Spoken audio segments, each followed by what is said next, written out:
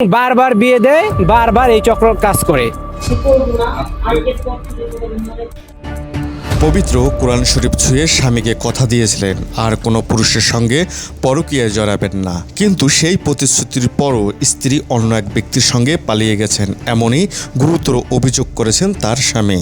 স্বামীর দাবি, স্ত্রীকে তিনি ভালোবাসা দিয়ে সংসার করেছেন, তার শখ পূরণ করতে দেশ বিদেশের বিভিন্ন জায়গায় ঘুরিয়েছেন, এমনকি থাইল্যান্ড, মালয়েশিয়া ও সিঙ্গাপুর সহ দেশের বিভিন্ন দেশেও স্ত্রীকে নিয়ে ভ্রমণ করেছেন। কিন্তু এত ভালোবাসা ও বিশ্বাসের পরও স্ত্রী তার সঙ্গে প্রতারণা করেছেন, এমনটাই অভিযোগ স্বামীর।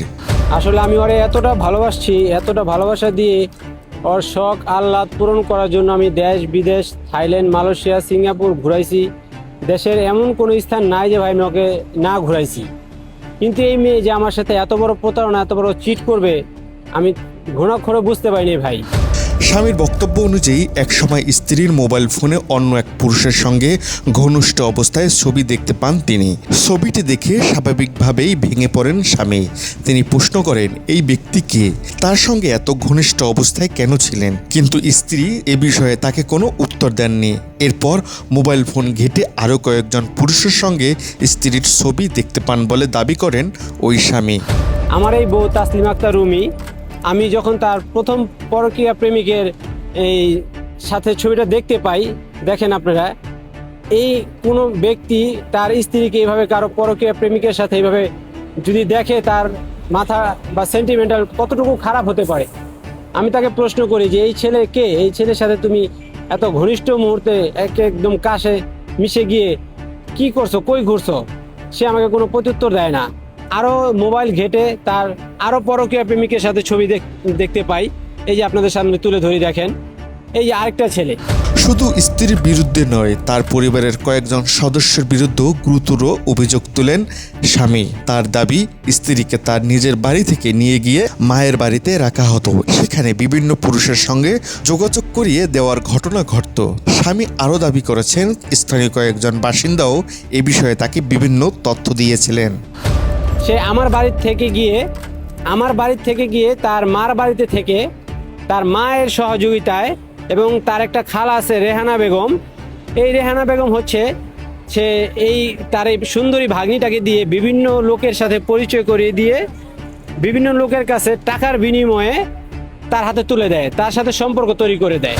স্বামী বলেন, স্ত্রী এর আগে একাধিক বিয়ে করেছেন, কিন্তু তিনি যখন তাকে বিয়ে করেন তখন স্ত্রী আগের বিয়ের সংখ্যা সম্পর্কে পুরো তথ্য জানতেন না। তার দাবি, পরবর্তীতে তিনি জানতে পারেন যে স্ত্রী এর আগেও একাধিক সম্পর্কে বিয়েতে জড়িয়েছিলেন। এমনকি কিছু ব্যক্তির বিরুদ্ধে বিয়ে ও বিচ্ছেদের মাধ্যমে অর্থ হাতিয়ে নেওয়া একটি চক্র পরিচালনার অভিযোগও তুলেছেন তিনি। এইটা একটা চক্র।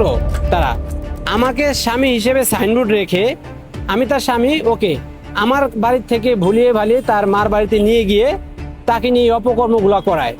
রাতে 2 দিন 3 দিন তার মার বাড়িতে রাখে, ওই সময় বিভিন্ন ছেলেদের তার বাড়িতে ডাকে। এটা শুধু আমার কথা না, এটা এলাকাবাসীর বক্তব্য। এলাকাবাসী সাক্ষী দিছে যে এই মেয়েকে রাতের বেলায় ঘরে রেখে তার মা তার অন্য বাড়িতে গিয়ে রাতে থাকে, তার মায়ের বাড়িতে গিয়ে রাতে থাকে। স্বামীর প্রশ্ন, যে মানুষটিকে তিনি এত ভালোবাসলেন, তার জন্য নিজের সামর্থ্যের মধ্যে সব কিছু করার চেষ্টা করলেন, সেই মানুষই কিভাবে তার সঙ্গে এমন প্রতারণা করতে পারলেন? তিনি বলেন, ভালোবাসার বিনিময়ে তিনি কখনো প্রতারণা আশা করেননি। আমি যখন বিয়ে করি তখন জানতাম যে তার বিয়ে হয়েছে মাত্র একটি, পরবর্তীতে দ্বিতীয় স্বামীর ঘর থেকে সে এসে আমার কাছে বিয়ে বসে। কিন্তু পরবর্তীতে শুনতে পারি যে এই কাজী যে বিয়ে পড়ায় অবৈধ বিয়ে পড়ায়, কিছুদিন পরে অবৈধভাবে ডিভোর্স করায়।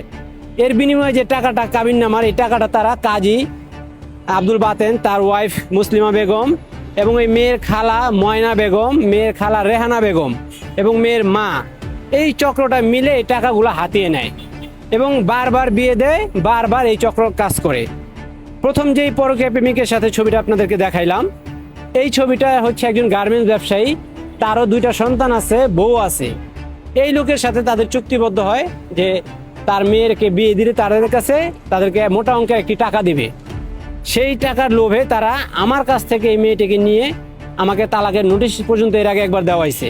নিয়ে গিয়ে 1 মাস তার মেয়েকে গোপনে, এই তাসলিমা আক্তার রুমিকে কাজী আব্দুল বাতেনের বাড়িতে শেখরনগর চিত্রকোট ইউনিয়ন সিরাজদি খান থানায় বন্দি করে রাখে এবং ওইখানে রেখে রেখে তাকে অপকর্ম বিভিন্ন কাজে লিপ্ত করায় বিভিন্ন পরকীয়া প্রেমিকের সাথে।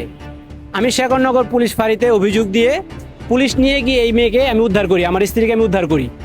পরবর্তীতে কোর্টে মামলা হওয়ার পরে তারা মামলার ভয়ে আমার সাথে মেয়েকে আবার বুঝিয়ে দেয়।